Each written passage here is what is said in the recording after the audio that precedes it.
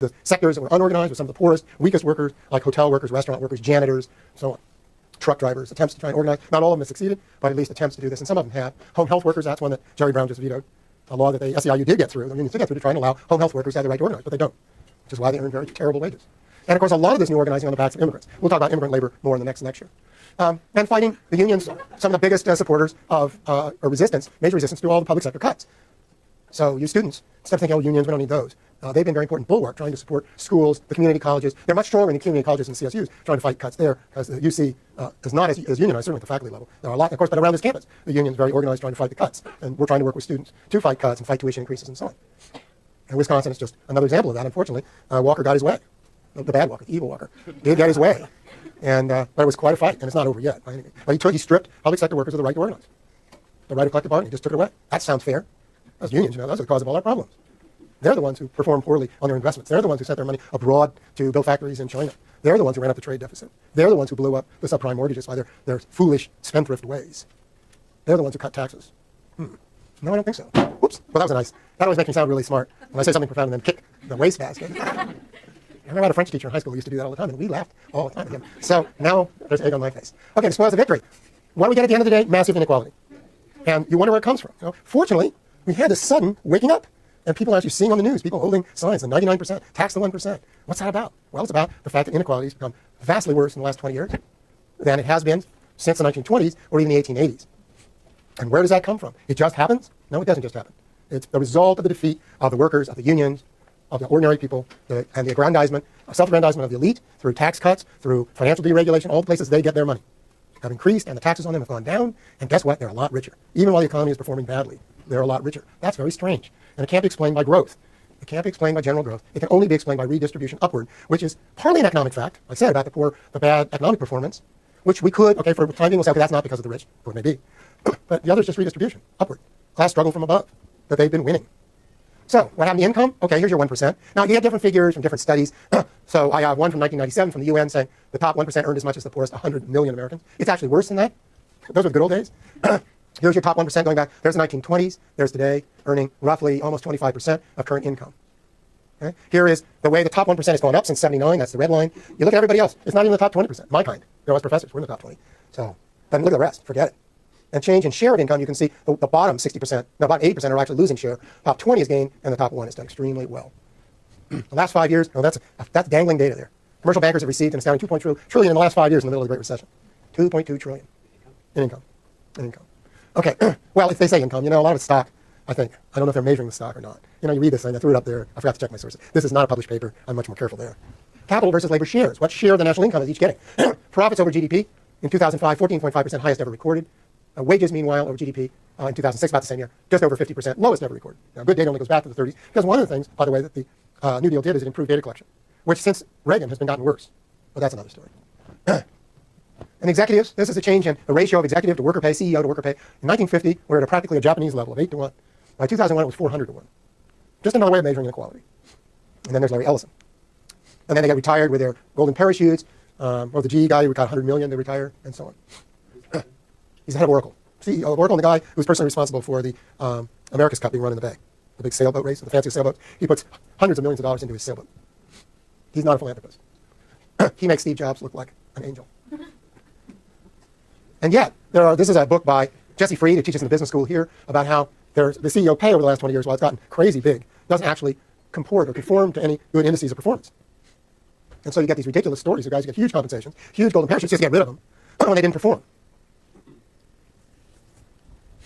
So I love this figure about average amount companies spend to recruit a new CEO, $2 million. Probability the newly hired CEO will quit or be fired within the first 18 months, 1 in 2. Skilled workers have gained. They're in that top 20%, so 10 to 20%.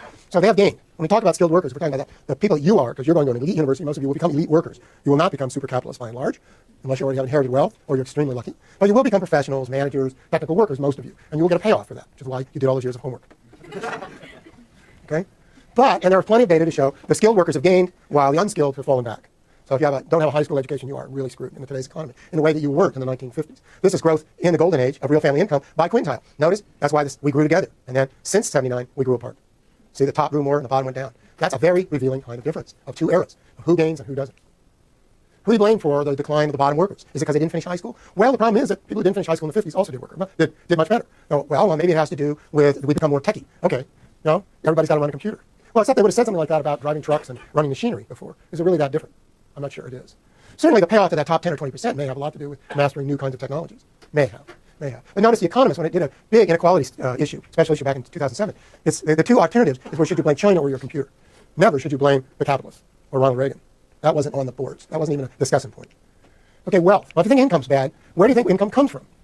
The huge incomes at the top are by and large not incomes from work. That's technical. That's that 20%.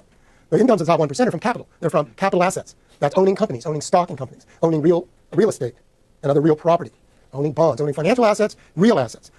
And households, ordinary people, or as I like to call them, the working class, but whatever you want to call them, ordinary people, the two biggest assets you will ever own is your house and your car. And when you look at distribution, this distribution, it's a little hard to read here, but because they're in colors, they don't come through here well.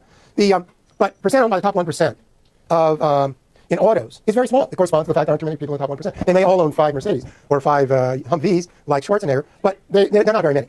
Houses, again, they're not very many. Now, by value, this might go up. Okay, I think this is, I don't know if this is by value or by number of assets. It's probably by value. Well, this chart was done around, this is 1992, so this little guy would have been a little bigger here. And then life insurance, another thing that common people own. But if you look, and this is 92, this is before things got bad, okay? This is ordinary, this is the good times. Stocks, the top 1% owns 38%, top 1% owns 41% of bonds, 42% of real estate, and 55% of businesses, okay? These are some figures back to 92. Again, these are old numbers, and it's much worse now. This is another wealth distribution chart from 2003. Again, seems to underestimate the wealth concentration. But whatever, it's still not good. The top 10% has about 2/3. And as you can see from this chart, the top ones have been gaining faster than others. Another figure I have is the top 10% own 75% of all capital assets. The bottom 50% own 2%. Popular misconceptions, I pulled this out of another article, so it might have been different sources. But, take it with a grain of salt, but you get the idea. The reality in this was a Harvard Business School study, which went out and did interviews with people and said, what's your perception? How much of the wealth, of capital wealth, does the top 1% own in the U.S.? And people answered about 60%. The reality in his data is actually 84%. Their preference would be that the top 1% should own 2%. The reality in Sweden is just about that. That's the difference between us and Sweden. Race is highly correlated in gender with wealth differences. That chart says it all. Median wealth, white and black. It's 10 times difference. And then you wonder why black people don't do as well. And it's all about education and earning and so on, but you don't have any wealth. You don't even have houses. Inheritance is an important way of getting wealth. So your top 1% gets the biggest percent of its wealth of its net worth through inheritance. And detaxing of the rich has systematically increased this. Now, the other thing that's increased it, that I didn't show here that I should, is that the stock market started taking off in 73. We'll see this when we talk about finance, and it's never stopped going up except for these crashes. But the stock market has gone up like 10 times in that period, and of course, who owns the stocks? The rich. So the rich have gotten richer as stock prices, bonds, bond markets, and all other paper assets and real estate have gone up. The detaxing has been quite systematic across the board. Federal taxes are at the lowest percentage of GDP since the 1940s, and so on. So the idea that we're all overtaxed and the economy isn't doing well because we're overtaxed is bunk. The only part of the tax system, and really the regressive part of the tax system, are sales tax, which the ordinary people pay. So ordinary people say, yeah, it's a lot of taxes. You're right, because it's sales tax. You get screwed. Well, I had to throw in Warren Buffett. We've all heard about Warren Buffett. Well, who says very clearly, tax rates have nothing to do with investment, have nothing to do with incentives of a good business person. And yet the line is, tax the rich, you'll kill incentive to create jobs, which is bunk. And to wrap up here, we have very high persistent poverty in the United States.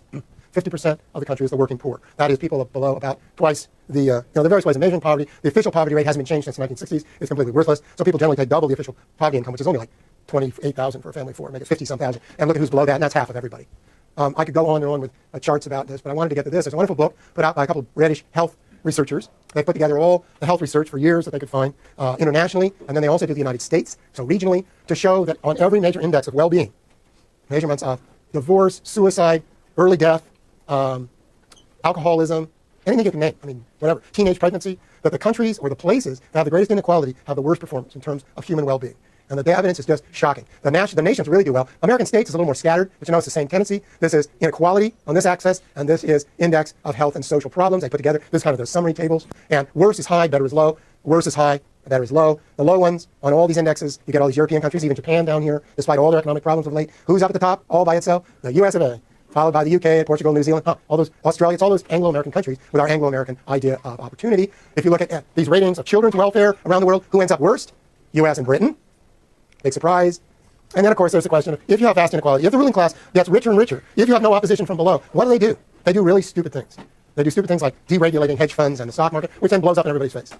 They also invade small countries without anybody going along with it. It's all part of the same thing. So, on that happy note,